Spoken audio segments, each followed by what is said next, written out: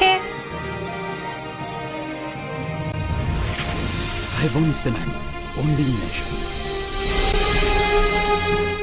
નમસ્કાર દર્શક મિત્રો, 7 ન્યૂઝ નેટવર્કમાં હું મયુરી આપનું હાર્દિક સ્વાગત કરું છું। સૌપ્રથમ જોઈએ આજના મુખ્ય સમાચારો। ગુજરાતમાં લોકાયુક્ત મામલે મુખ્યમંત્રી દ્વારા કરાયેલ એલએલપીની આજે સુપ્રીમમાં સુનાવણી। સતત ત્રીજા દિવસે પણ સસ્તા અનાજના દુકાનદારો લડી લેવાના મૂડમાં। જગપ્રસિદ્ધ ઉદ્યોગપતિ ધીરુભાઈ અંબાણીના સ્મરણોનું મેમોરિયલ હાઉસ કોકિલાબેનના હસ્તે ચોરવાડમાં ખુલ્લું મુકાયું।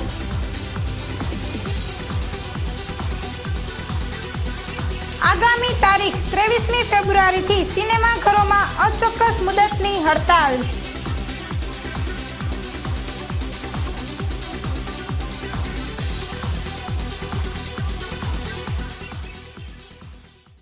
હવે જોઈએ સમાચાર વિસ્તારથી।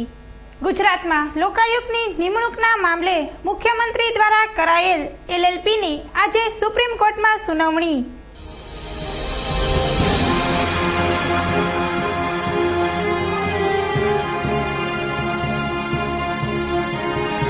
ગુજરાતમાં લોકાયુક્ત પદે રાજ્યપાલે કરેલી પૂર્વ જસ્ટિસ શ્રી આર.એ. મહેતાની નિમણૂકનો વિરોધ મુખ્યમંત્રીએ કરતા જણાવ્યું હતું કે આ નિમણૂક કરતા પહેલા રાજ્યપાલ શ્રીએ પ્રધાનમંડળ સાથે વિચાર વિમર્શ કર્યા બાદ નિમણૂક કરવી જોઈએ, પરંતુ હાઈકોર્ટે સુનાવણીમાં જણાવ્યું હતું કે રાજ્યપાલ ડોક્ટર કમલાજીએ કરેલ નિમણૂક કાયદેસર છે, તેમને કોઈની સાથે વિચાર વિમર્શ કરવાની જરૂર નથી।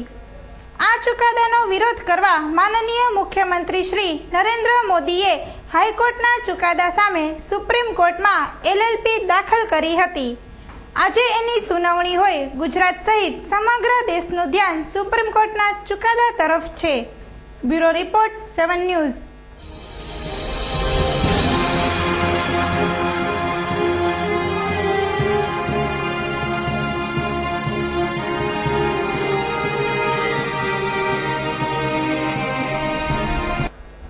શહેરમાં અનેક સ્થળે પીજીવીસીએલનો ચેકિંગ સ્ટાફ ત્રાટકતા વીજ ચોરોમાં ફફડાટ।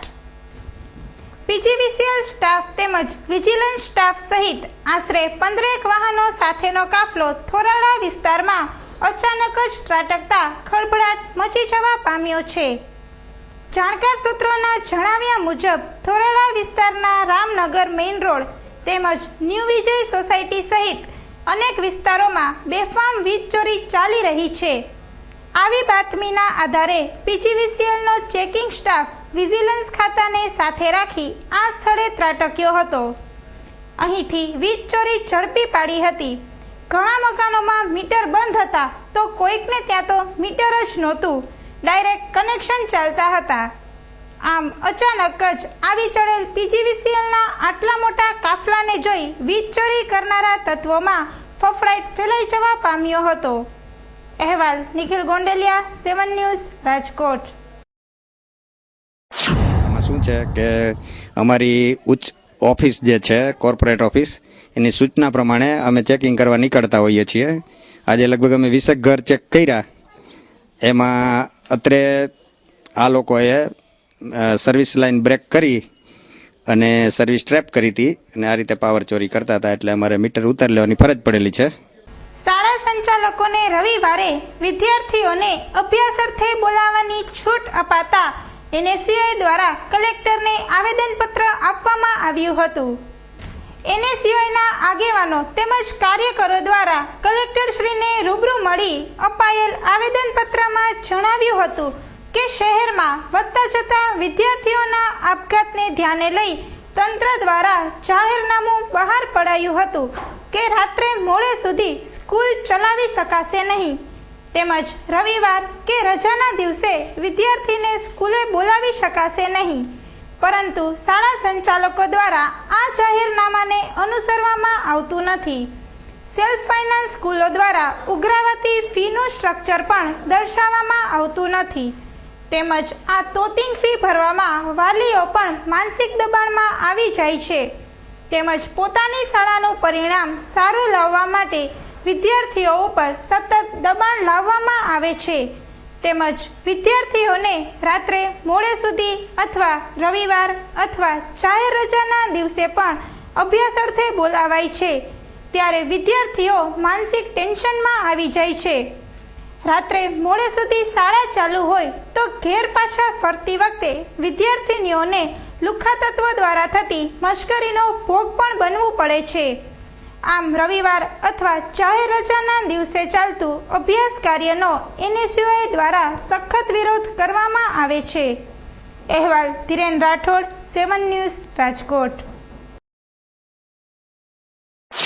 જાહેર રજા કે રવિવારના દિવસોમાં ફરજિયાત સ્કૂલ ચાલુ રાખવાનું દબાણ હોય છે અને સ્કૂલમાં ઘેટા બકરાની જેમ વિદ્યાર્થીઓને પૂરવામાં આવે છે, તેથી અભ્યાસક્રમ પૂરો નથી થતું અને શિક્ષકોને પીરિયડ દીઠ પૈસા આપવામાં આવતા હોય તેથી વધારે પૈસાની લાલચ તેને રવિવારે કે જાહેર રજાના દિવસે પણ તે પૈસાની લાલચ માટે દ્વારા વિદ્યાર્થીઓ પણ માનસિક દબાણ કરવામાં આવે છે અને રાજકોટ શહેરમાં આની પહેલા પણ આપઘાતના 11 થી 12 વિદ્યાર્થીઓએ આપઘાત કરેલ તો તાની સામે કોઈ પણ પગલાં લેવામાં આવેલા નથી અને મારી એટલી એક અપીલ છે કે રાજકોટના પોલીસ કમિશનર કે જિલ્લા શિક્ષણ અધિકારી કે કલેક્ટર સાહેબે બહાર પાડેલા જાહેરનામાનો સરેઆમ ભંગ થતો રહ્યો છે અને સસ્તા અનાજના વેપારીઓ દ્વારા ચલાવાઈ રહેલું આંદોલન સતત ત્રીજા દિવસે પણ ચાલુ।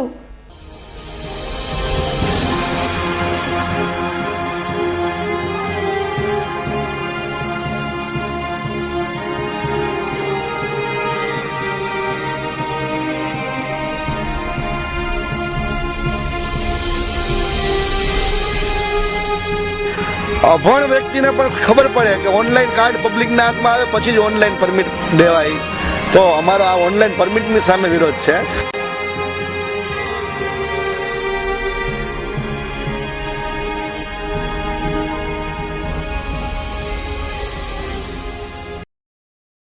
સસ્તા અનાજના વેપારીઓ દ્વારા ચાલતું આંદોલન રાજ્યવ્યાપી ઉગ્ર આંદોલન બનતું જાય છે ત્યારે જિલ્લા વાઇઝ દુકાનદારો રાજીનામા ધરી રહ્યા છે। મોટાભાગના જિલ્લાના વેપારીઓ મક્કમ થઈ જતા તંત્ર પણ ધંધે લાગી ગયું છે ત્યારે તંત્ર તરફથી મધ્યાહન ભોજન સંચાલકો તેમજ ગામડાના સાથી મંડળો, સહકારી મંડળીઓ વગેરેને અનાજ તેમજ કેરોસીનનું વિતરણ કરવા માટે તૈયાર છે કે કેમ તે અંગે માહિતી એકઠી કરાઈ રહી છે ત્યારે સસ્તા અનાજના વેપારીઓ લડી લેવાના મૂડમાં હોય તેમ રાજકોટ શહેરમાં 350 વેપારી, જૂનાગઢ જિલ્લામાં 290 વેપારીએ રાજીનામા ધરી દીધા છે।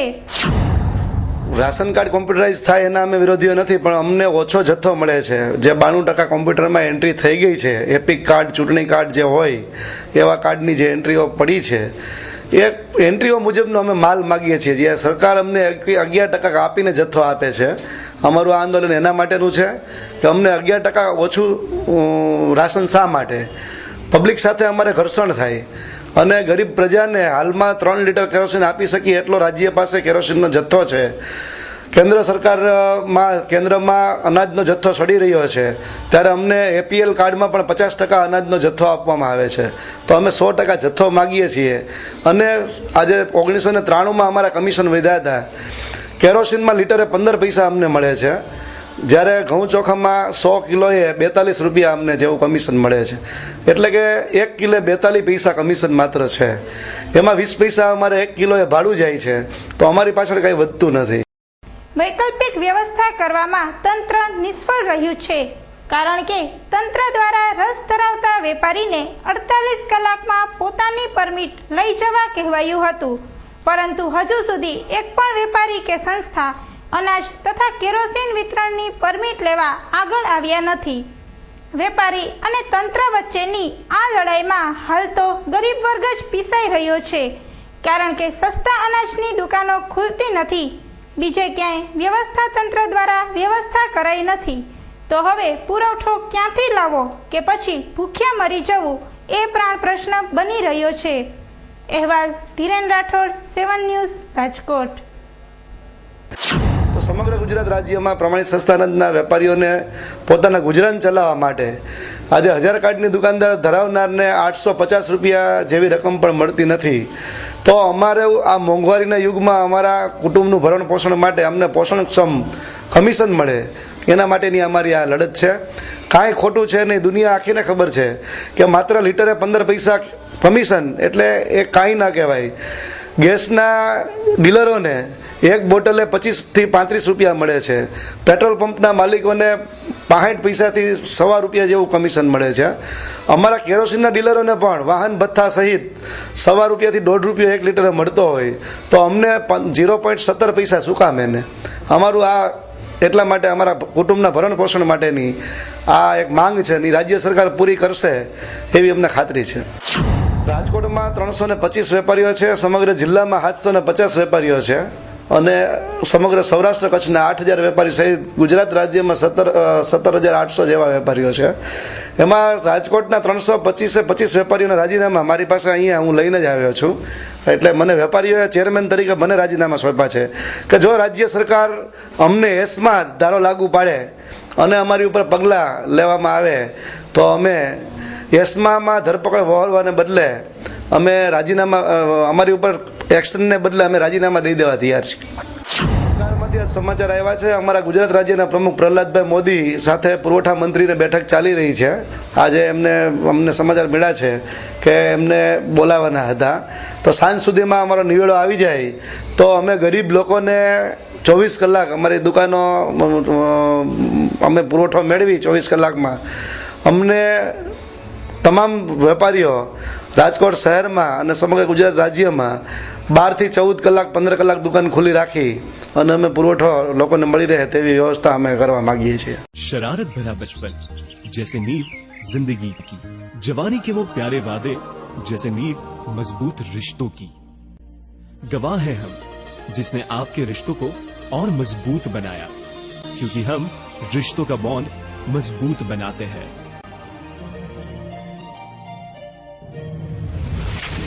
Haibon Cement, Bonding Nation. Ashapura electronic and mobile દરેક સ્ટાન્ડર્ડ કંપનીઓની ઇલેક્ટ્રોનિક્સ આઇટમો મોબાઈલનો વિશાળ ખજાનો ધરાવતો એકમાત્ર અતિ આધુનિક showroom Ashapura electronics and mobile LG, Samsung, Panasonic, Videocon, Onida વગેરે કંપનીઓના LCD, TV, fridge, washing machine, AC, DVD player, home theatre સહિતની ઇલેક્ટ્રોનિક્સ આઇટમો Nokia, Samsung, Sony Ericsson, LG વગેરે કંપનીઓના મોબાઈલનો અતિ આધુનિક શોરૂમમાં ઓછી કિંમત, ઉત્તમ સર્વિસ, એક્સચેન્જ અને ફાઇનાન્સની સુવિધા ઉપલબ્ધ તેમજ સરળ હપ્તે પણ મળશે. આપની એકવારની મુલાકાત કાયમીની બની જશે. જય Ashapura electronics and mobile, Neelkanth cinema સામે, Kothariya road, Rajkot. Phone number 23 72 435, mobile number 9898 7 99 31. નાયબ મામલતદાર તરીકે ફરજ બજાવતા ભાસ્કરભાઈ ફૂલચંદભાઈ ચરળવાને તેની જ ઓફિસમાં ફડાકો ઝીકી દેવાતા ખળબળાટ મચી જવા પામ્યો છે.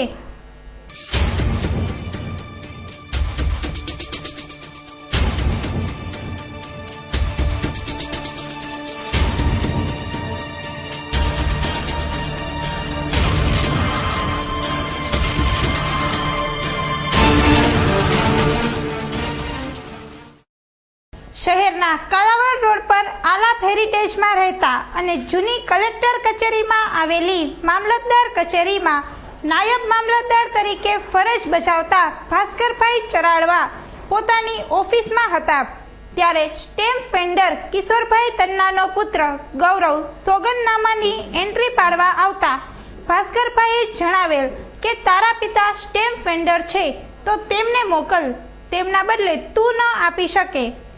આટલું કહેતા ગૌરવ ઉશ્કેરાઈ ગયો હતો તેમજ તુકારો આપી ઝઘડો કરી ફડાકો ઝીંકી દીધો હતો. આ અંગે મામલતદાર શ્રી રાજેન્દ્રસિંહ રાયજાદાએ પોલીસને જાણ કરતા પ્રદ્યુમનનગર પોલીસ સ્ટાફ ઘટના સ્થળે દોડી ગયો હતો અને ગૌરવને અટકાયતમાં લઈ પૂછપરછ કરતા ગૌરવે એવું જણાવ્યું હતું કે હું મારા પિતાને 7 વર્ષથી મદદ કરું છું, પરંતુ છેલ્લા 20 દિવસથી નાયબ મામલતદાર સાથે મારે માથાકૂટ ચાલતી હતી. આજે મને બહાર કાઢી મૂકતા મારા મગજ પરનો કાબુ ગુમાવ્યો હતો. આગળની તપાસ પ્રદ્યુમનનગર પોલીસ દ્વારા ચલાવાઈ રહી છે. અહેવાલ ધીરેન રાઠોડ, 7 ન્યૂઝ, રાજકોટ. ગેરકાયદેસર રીતે સોગાનામાં રજીસ્ટરમાં એન્ટ્રી કરતા અનઓથોરાઇઝ વ્યક્તિ તરીકે ના પાડતા એને મારી જેમ તેમ શબ્દો કરતા મારે ના પાડતા મારી પર હાથ ઉગામે લેતા. તો એ કાયદેસર ગેરકાયદેસર વ્યક્તિ ગમે વ્યક્તિ ઓફિસમાં આવી નોંધ કરી જાય તો હાલે કે રજીસ્ટર સિટી મામલેદાર કચેરી.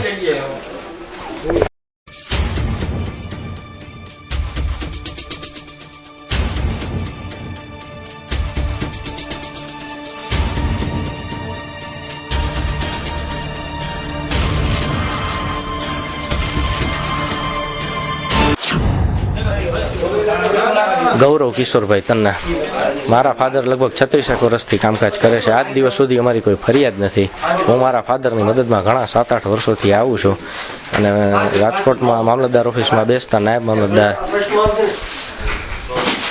ભાસ્કર સાહેબ કે જેને મને આજે ધક્કો મારી હાથમાં મને એનો નખ મારી બટન તોડી ભૂંડા બોલી ગાળું દઈને મને ધક્કો માર્યો અને મને મારેલ છે અને અપશબ્દ બોલીને મને મારેલ છે અને ખોટી ફરિયાદ કરે છે. બસ હું મારા ફાધરની મદદમાં આવું છું, ઘણા વર્ષોથી આવું છું, પણ છેલ્લા 15-20 દિવસથી પૈસાની લેતી દેતી માથાકૂટમાં એને ઓછા પડતા હોય એટલે આવું મને કરેલ છે.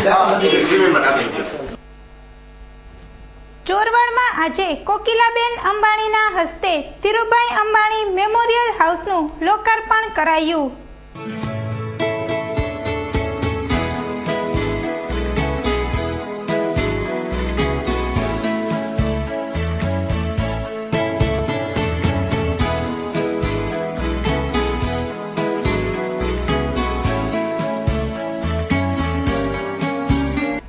જૂનાગઢ જિલ્લાના ચોરવાડથી પોતાના જીવનની શરૂઆત કરનાર અને બાદમાં દેશ તેમજ દુનિયામાં ઉદ્યોગ ક્ષેત્રે નામના કાઢી ડંકો વગાડનાર ધીરુભાઈ અંબાણી આજે હયાત નથી. ત્યારે તેમના બાળપણ સાથે જોડાયેલી અનેક યાદોને તાજી કરાવતું ધીરુભાઈ અંબાણી મેમોરિયલ હાઉસને નવા રંગરૂપ સાથે આજે લોકાર્પણ કરેલ છે. આ મેમોરિયલ હાઉસમાં ધીરુભાઈના યાદગાર ફોટો ગેલેરી, ડોક્યુમેન્ટરી ફિલ્મ તેમજ ઘરમાં અને રૂમમાં રહેતા હતા તે રૂમની ચીજ વસ્તુઓનો સંભરણા તરીકે પ્રદર્શિત કરવામાં આવેલ છે. સામાન્ય પરિવારમાં જન્મ લઈ વિશ્વના ટોચના ઉદ્યોગપતિઓમાં સામેલ થવા સુધી તેમની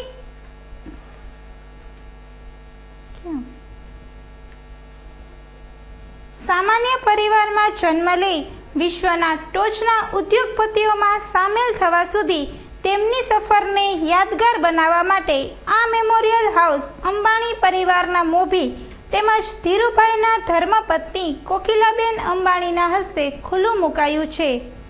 અહેવાલ મિતેશ પરમાર, 7 ન્યૂઝ, ચોરવાડ.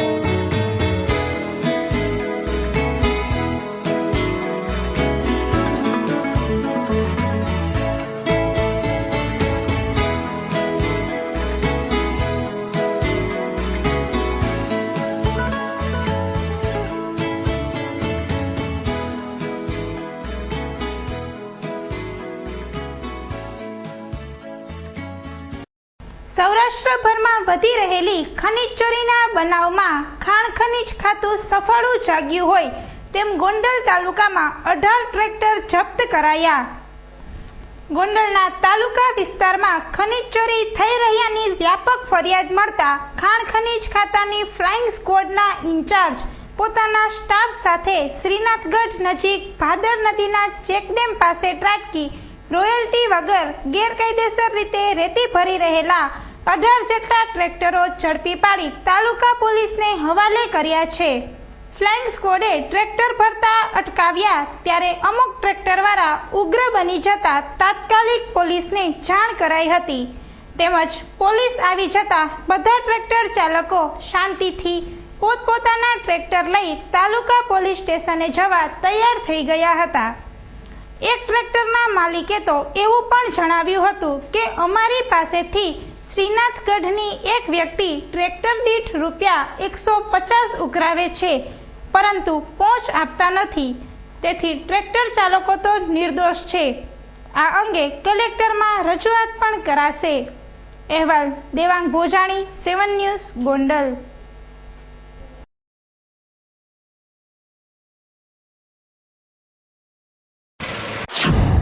મદદનીશ નિયામક ફ્લાઇંગ સ્ક્વોડ રાજકોટના શ્રી ભરત માંગલિયા સાહેબના આદેશથી બાતમી મળેલી કે શ્રીનાથગઢમાં ભાદર નદીમાં બિનઅધિકૃત રીતે ટ્રેક્ટરોનું ખનિજ વહન, રેતી ખનિજ વહન થાય છે. તે બાતમીના આધારે અમને મોકલવામાં આવ્યા હતા. ત્યારે અમે ટીમ સાથે હતા. અમે ત્યાં ટીમ પર સ્થળ પર પહોંચ્યા તો શ્રીનાથગઢમાં જે સરકારે બનાવેલો ચેક ડેમ છે, ચેક ડેમથી 25 ફૂટની અંદર 20 ટ્રેક્ટર રેતી ખનિજ ભરતા હતા. એ ભરી અને બહાર નીકળ્યા. અમે એમની પાસે રોયલ્ટી પાસ માંગ્યો કે અહીં અમને કોઈ રોયલ્ટી પાસ આપતું નથી, રોયલ્ટી પાસ છે નહીં, અને બધા ટ્રેક્ટરો અમે સીઝ કર્યા છે. રોજકામ લીધું, રોજકામ લઈને સીઝ કર્યા છે. સીઝ કરીને તાલુકા પોલીસ સ્ટેશન અમે અહીંયા ગાંડલ ખાતે લાવીને પોલીસ હિરાસતમાં મૂક્યા છે. આશરે લગભગ 2 થી 2.5 લાખની ચોરી આજે પકડી છે અને વધુ ચોરી પકડાય એવી સંભાવના છે. કલમ Gujarat mineral prevention illegal mining transportation and storage rules 2005ના નિયમો મુજબ આ લોકોને અમે એટકમાં લીધા છે અને એ મુજબની કાર્યવાહી થશે. માનનીય કલેક્ટર સાહેબ રાજકોટ આની આગળની કાર્યવાહી કરશે. સમાધાન દંડની રકમ ભરવામાં આવશે અને સરકારને લાગશે તો રાજસાત પણ કરવાનો હુકમ કરશે. એમ SG Barot, incharge royalty inspector, flying squad, Rajkot.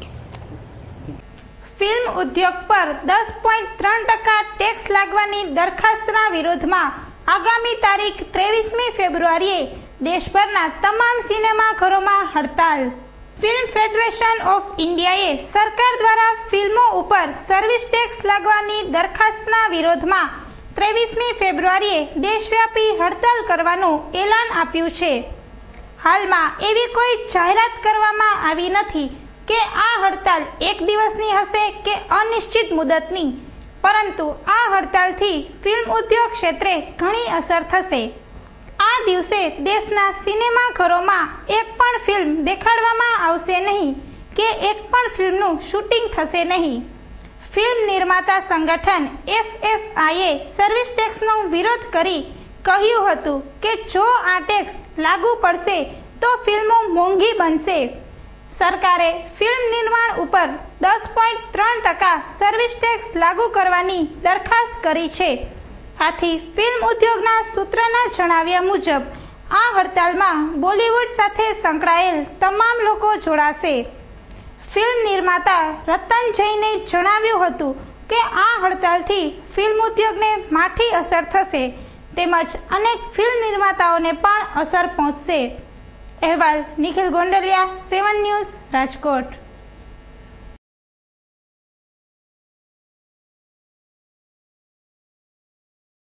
અંતમાં જોઈએ મુખ્ય સમાચાર ફરી એક વખત. ગુજરાતમાં લોકાયુક્ત મામલે મુખ્યમંત્રી દ્વારા કરાયેલ LLPની આજે સુપ્રીમમાં સુનાવણી. સતત ત્રીજા દિવસે પણ સસ્તા અનાજના દુકાનદારો લડી લેવાના મૂડમાં. જગપ્રસિદ્ધ ઉદ્યોગપતિ ધીરુભાઈ અંબાણીના સ્મરણોનું મેમોરિયલ હાઉસ કોકિલાબેનના હસ્તે ચોરવાડમાં ખુલ્લું મુકાયું.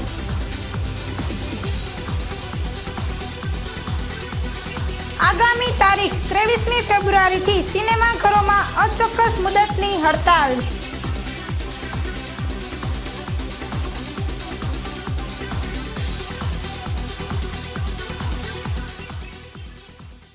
તો આ હતા અત્યાર સુધીના 7 ન્યૂઝ નેટવર્કના સમાચારો. વધુ સમાચારો સાથે આવતીકાલે ફરી મળીશું. ત્યાં સુધી રજા આપશો. નમસ્કાર.